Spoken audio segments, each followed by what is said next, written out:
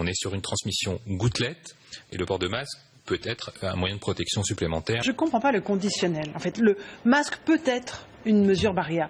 Le masque est une mesure barrière pour moi. Mais après, je ne suis pas médecin, docteur Marty. Ah non, mais moi je suis médecin et je me demande si M. Salomon parfois l'est. C'est la vraie question que je me pose. Non mais attendez.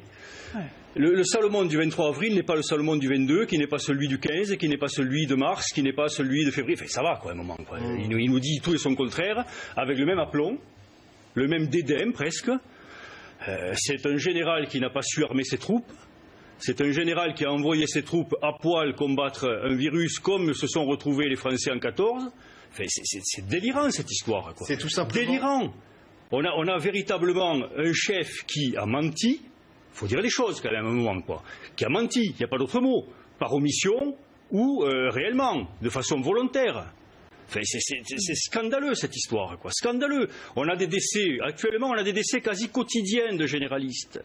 De généralistes, libéraux, un mot qu'il ne doit pas connaître, parce que jamais il l'emploie. Donc je pense qu'il ne sait pas que la vie existe en dehors des morts de l'hôpital, cet homme. Il faut lui dire quand même que 95% des patients, ils sont en ville. Et que c'est le premier rideau, c'est la médecine de ville, les infirmières, les aides-soignantes, les auxiliaires de vie, etc., qui s'en occupent. Et c'est eux qui meurent en majorité. Il faudrait peut-être qu'il en parle quand même, qu'il s'en rende compte. Et ils meurent pourquoi? Souvent parce qu'ils n'ont pas eu de protection. J'avais l'exemple hier soir d'un médecin de Seine-Saint-Denis qui est décédé, dont la famille dit dans l'article où elle est interviewée que pendant les 15 premiers jours de l'épidémie, il est allé en pharmacie chercher des masques et qu'il n'en avait pas. Il a donc consulté sans masque. Il a été hospitalisé, il est revenu, il a réexercé, il est parti en réa, il est mort. Voilà où on en est.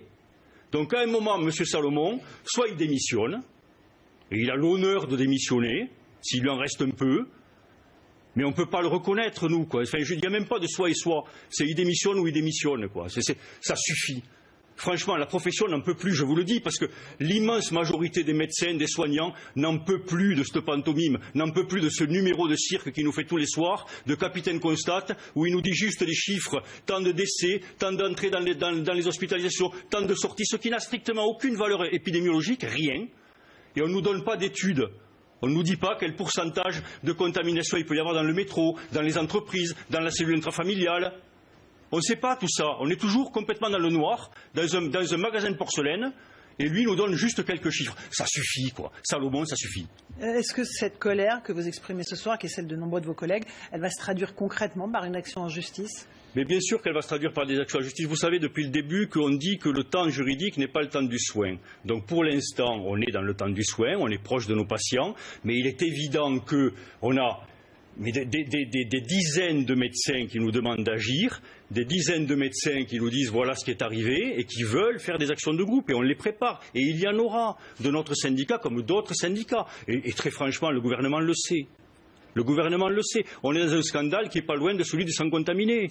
On a masqué les choses, on a eu la vérité sur les stocks le 19 mars. Le 19 mars, question de Jean-Pierre Door à Olivier Véran. Olivier Véran, à vous, à l'Assemblée nationale, nous avons découvert une situation catastrophique, nous n'avons pas de masque. Alerte de l'OMS le 30 janvier. Voilà, donc il a fallu 1 mois et demi pour qu'on ait la vérité. Et pendant ce temps, on nous a dit, d'abord, il y a des stocks, vous inquiétez pas, la France est préparée, vous vous souvenez des phrases d'Agnès Buzyn. Ensuite, on nous a dit, on a commandé des masques, il va y avoir, ça va bien se passer. Et pendant ce temps, nous, on a ramé, on est allé à poil et on s'est contaminé. Donc ça